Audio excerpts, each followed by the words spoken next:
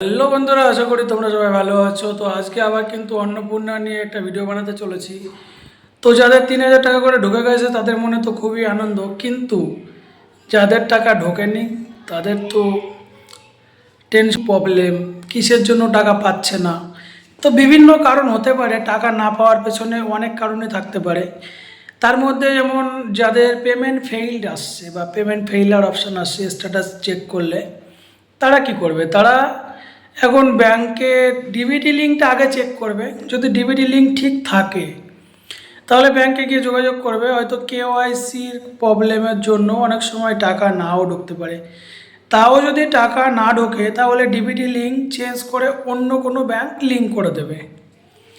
আর যাদের রিজেক্ট দেখিয়েছিল তাদের খুব সম্ভবত আবার এখন শুধু সাবমিটেডই দেখাচ্ছে, রিজেক্ট অপশান হেঁটে গেছে।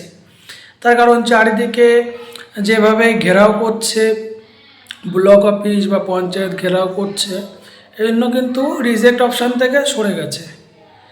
আবার অনেকের কিন্তু ইনকোয়ারি অপশান আসছে, তাদের কিন্তু ইনকোয়ারি হবে, কারণ তাদের ডকুমেন্ট সাবমিটেড আছে, এখন ইনকোয়ারি বাকি আছে, তার জন্য ইনকোয়ারি হবে। তো একটা প্রতিবেদন আমি এখন পড়ে শোনাচ্ছি, প্রতিবেদনটা শেষ পর্যন্ত দেখলে অনেকটাই বুঝতে পারবে যে কেন টাকাটা ঢুকছে না। এই কিন্তু তারপরে আবার মুখ্য সচিব কি বলেছে, মুখ্য সচিব কিন্তু বলে দিয়েছে যে যারা প্রাপ্য, মানে অন্নপূর্ণা ভাণ্ডার যারা পাবে তারা যেন কেউ বাদ না যায়। তার জন্য বাড়িতে এসে ভেরিফাই হোক, বা যদি কাউকে রিজেক্ট করে দেওয়া হয় তার কেন রিজেক্ট করা হলো সেটা কিন্তু অবশ্যই জানাতেই হবে। স্ট্যাটাসের ওখানেই শো করিয়ে দেবে তাকে কেন রিজেক্ট করা হলো। আর যদি সঠিক কারণ না দেখাতে পারে তাহলে কিন্তু টাকা সবাই পাবে। অনেকে নামের ভুল করেছে, অনেকে আবার অ্যাড্রেস আলাদা, অ্যাড্রেস চেঞ্জ করেননি, কিন্তু তারপরেও বাপের বাড়ি বা শ্বশুর বাড়ি আলাদা আলাদা, মানে ফ্যামিলি চেঞ্জ করে দিয়েছে, একই ফ্যামিলির মধ্যে থেকে আলাদা আলাদা ফ্যামিলি করে দিয়েছে। এইসব সম্ভাব্য এইসব কারণের জন্য কিন্তু কিছু কিছু মানুষের অন্নপূর্ণা কিন্তু রিজেক্ট হয়ে গেছে।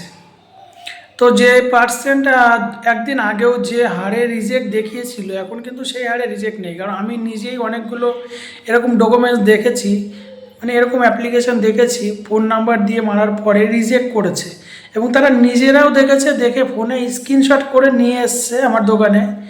কিন্তু আমার দোকানে আসার পর আমি যখন ওপেন করে দেখি তখন দেখাচ্ছে শুধু সাবমিটেড। তো প্রতিবেদনে যেগুলো লেখা ছিল সেগুলো কিন্তু আমি সংক্ষেপে বলে দিয়েছি, তারপরেও প্রতিবেদনটা আমি একবার পড়ে শোনাচ্ছি, শেষ পর্যন্ত দেখতে থাকো।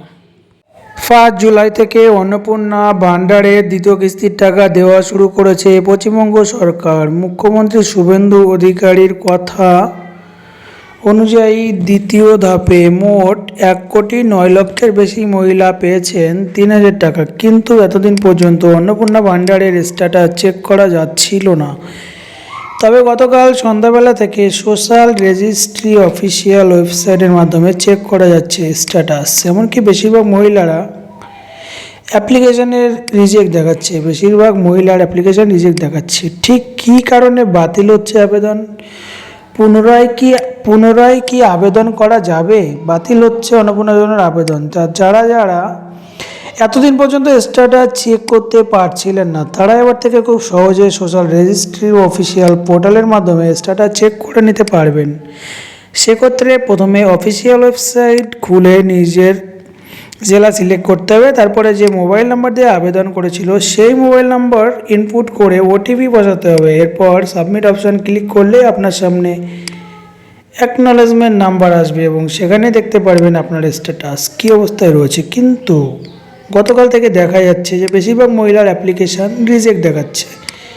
তো কেন রিজেক্ট দেখাচ্ছে? প্রথমে আসি, যাদের পেমেন্ট ফেইলার দেখাচ্ছে তাদের আবেদনের ক্ষেত্রে কোনো সমস্যা নেই, তবে তাদের আবেদন ভেরিফাই করা হয়েছে এবং অ্যাকাউন্টে টাকা দেওয়ার প্রক্রিয়াও শুরু হয়েছিল। কিন্তু সমস্যা একটাই, তাদের ব্যাঙ্ক অ্যাকাউন্টে যে সমস্ত মহিলাদের ব্যাংকের সঙ্গে ডিবিটি লিঙ্ক নেই তাদের পেমেন্ট ব্যর্থ হয়েছে।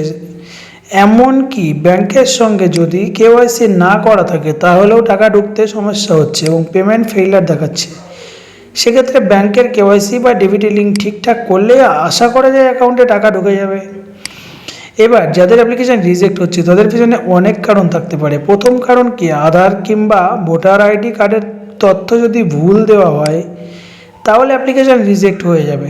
দ্বিতীয়ত, কোনো মহিলা আধার কার্ড কিংবা ভোটার আইডি কার্ড যদি বাবার বাড়িতে থাকে কিন্তু আবেদনের সময় পরিবারের প্রধান তার স্বামীকে দেখানো হয়, সেক্ষেত্রে বাতিল হতে পারে। এমনকি বেশিরভাগ মহিলারা অভিযোগ, বাড়িতে 3টির বেশি পাকা ঘর দিলে আবেদন নাকি বাতিল হয়ে যাচ্ছে। এটা কিন্তু মহিলারা অভিযোগ করছে।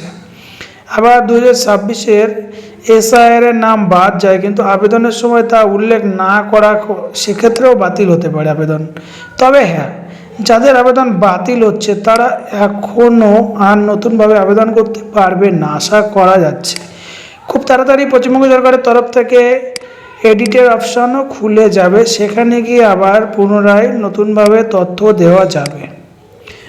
তো আমার কোশ্চেন একটাই, যে যারা এই যে ফর্ম ফিল আপ করেছে কিন্তু টাকা পায়নি, কিন্তু অনেকে কিন্তু এরকমও আছে যারা ফর্ম ফিল আপ করেনি কিন্তু তবুও টাকা পেয়েছে, তাদের ভোটও কেটে গেছে, কিন্তু তারা কিভাবে টাকাটা পেল, এটাই আমার একটা কোশ্চেন। তো বন্ধুরা, তোমাদের ভিডিওটি যদি ভালো লেগে থাকে তাহলে একটা লাইক করে দাও। এই ধরনের বিভিন্ন ভিডিও দেখবার জন্য চ্যানেলকে সাবস্ক্রাইব করে সঙ্গে থাকো।